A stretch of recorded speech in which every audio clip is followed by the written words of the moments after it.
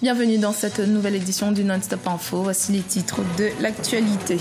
Soutien de poids à la candidature de Nkosazana Dlamini Zuma dans sa course à la tête du Congrès national africain. L'ANC doit élire un nouveau leader en décembre 2017. Au Mali, l'Assemblée nationale a adopté une loi portant révision de la Constitution. C'était ce samedi 3 juin. Le texte qui divise sera soumis à un référendum le 9 juillet. Toujours au Mali, le stade Modibo Keïta de Bamako a abrité ce 3 juin la 15e édition du meeting Grand Prix de Bamako de la Confédération africaine d'athlétisme. 164 athlètes ont pris part à ce rendez-vous sportif. Mais tout d'abord, un accord de cessez-le-feu a été signé à Kampala, en Ouganda, ce dimanche 4 juin entre le gouvernement sud-soudanais et des représentants de la rébellion, le SPLA-IO de Riek Machar. L'accord concerne l'état de Yei, théâtre de combats sanglants depuis plusieurs mois. Ombre au tableau, on ne sait pas vraiment qui contrôle les forces rebelles, puisque le camp de Riek Machar affirme ne pas reconnaître cet accord, ni le signataire censé le représenter. En effet, c'est le général Edson Yakani qui a signé l'accord en tant que représentant de la rébellion. Pour lui, il n'est plus question de suivre les ordres de Riek Machar. Le président sud-africain Jacob Zuma soutient la candidature de son ex-femme et ancienne présidente de la Commission de l'Union africaine, Nkosazana Dlamini Zuma, au poste de présidente du Congrès national africain. L'ANC, parti au pouvoir, doit élire un nouveau leader en décembre 2017. Le vainqueur a de fortes chances de devenir le prochain président de l'Afrique du Sud lors de la présidentielle de 2019. Les détails avec Deo Gracias Podo. La Ligue des femmes du Congrès national africain, le parti créé par Feu Nelson Mandela, réitère son soutien à Nkosazana Dlamini Zuma, plébiscitée pour briguer la présidence du parti. Elle devrait donc succéder à l'actuel président Jacob Zuma, vivement critiqué pour le bilan de sa gouvernance, mais surtout en raison des scandales à répétition sur les plans politiques et économiques. Mais pour accéder à ce poste, ultime étape avant la magistrature suprême, encore faut-il que l'ancienne présidente de la Commission de l'Union africaine séduise l'électorat de deux autres figures politiques, notamment l'actuel vice-président du pays, Cyril Ramaphosa, soutenu par le Parti communiste sud-africain, et l'actuel trésorier de l'ANC, Zweli Mkhize. Nous ne voulons pas seulement une femme ordinaire, nous voulons le docteur Zuma. Elle n'est pas seulement une femme, elle a un très haut niveau d'études. Le vice-président Cyril Ramaphosa en fait partie. Cette fois-ci, nous voulons une femme présidente.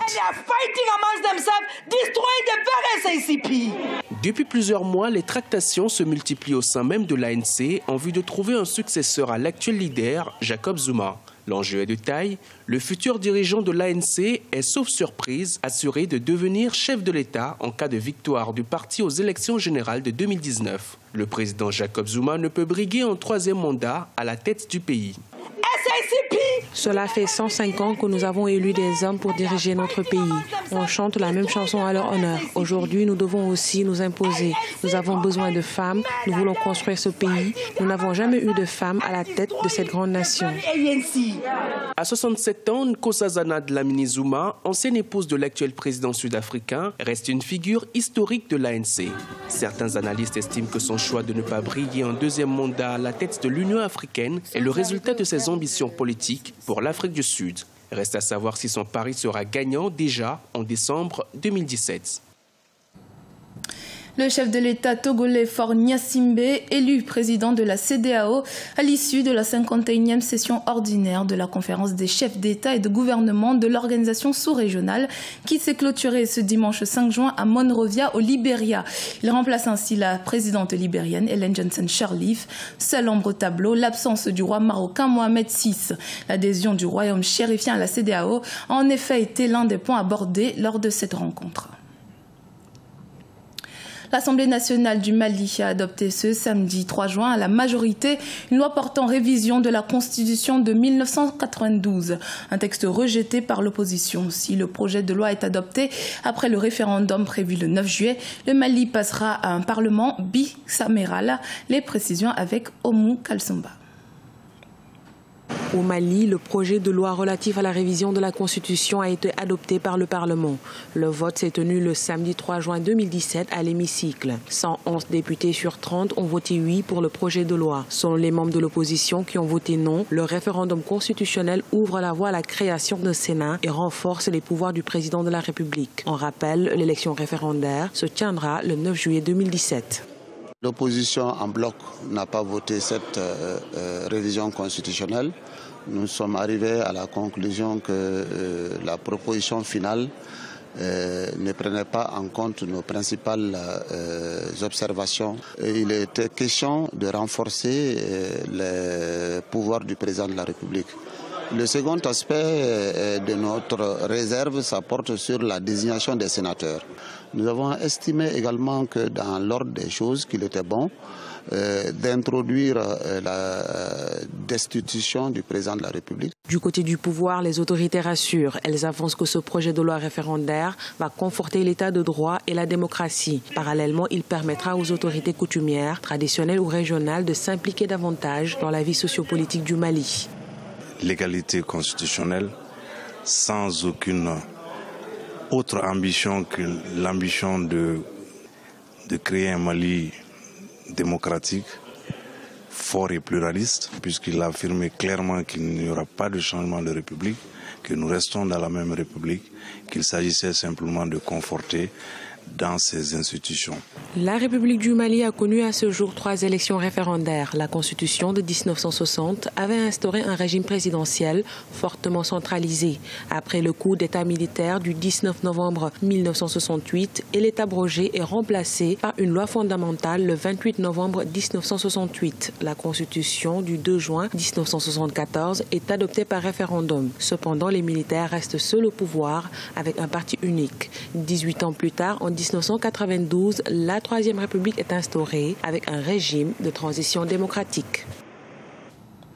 Dans un communiqué de son président en exercice, le chef de l'État guinéen Alpha Condé a publié ce 3 juin. L'Union africaine a exprimé son soutien total et inconditionnel à l'accord de Paris sur le climat. L'organisation compte s'employer à sensibiliser davantage le président des États-Unis, Donald Trump, qui a retiré son pays de l'accord à propos des enjeux du réchauffement climatique. Ce lors du sommet du G20 qui se tiendra en Allemagne au mois de juillet. Le 15e meeting d'athlétisme de Bamako s'est tenu ce samedi 3 juin au stade Modibo Keïta dans la capitale malienne. Plus d'une centaine d'athlètes ont pris part à ce rendez-vous. Fait marquant de ce meeting, le nouveau record du Mali en saut en hauteur par Mamadou Chérif Dia avec un saut de 16,59 mètres. Reportage de notre correspondant Mokhtar Bari. L'athlétisme malien et africain était en fête à Bamako ce samedi 4 juin 2017. Ce sont 164 athlètes venus du Mali, du Sénégal, du Burkina Faso, du Niger ou du Zimbabwe qui se sont retrouvés sur les pistes du stade Modibo Keïta. Lancer des javelots, 200 mètres, 800 mètres, 5000 mètres et triple saut étaient au menu des compétitions. Pour les organisateurs, ce 15e meeting a été satisfaisant du point de vue de la participation, même si le public boude de plus en plus la discipline. Ma satisfaction n'est pas totale. Je suis satisfait parce qu'on a pu tenir le meeting. Ce qui au départ n'était pas du tout gagné. Et faute de moyens, l'année dernière on n'a pas pu l'organiser, cette année on a pu le faire. Je crois qu'on s'y est pris à temps. Mais là où il y a peut-être insatisfaction, ça c'est la mobilisation. Et vous avez remarqué les éditions passées, on avait la tribune d'honneur là, la tribune ouest, qui était totalement remplie. Mais cette fois-ci, je crois qu'on n'a pas eu la masse critique que nous voulions. Ces meetings étaient l'occasion pour les athlètes internationaux d'obtenir des minima en vue des prochains mondiaux de Londres. L'événement marquant de ces meetings, c'est le nouveau record du Mali obtenu en triple saut. Avec 16,59 m, Mamadou Chérif Dia bat son propre record. C'est un sentiment de fierté, c'est un sentiment de satisfaction. Et puis surtout, je me dis, bon ben voilà, j'ai accompli ce que je voulais accomplir. J'ai réussi. Et puis ça n'a pas de prix. On est venu à ce meeting pour chercher les minima des championnats du monde et participer aussi aux Jeux de la francophonie. Pour le moment, je viens de faire mon record personnel pour la saison aux 100 mètres, qui est 10,29. Et aux 200, je ne sais pas quel a été le temps. Bon, on attend pour voir ce que ça va donner.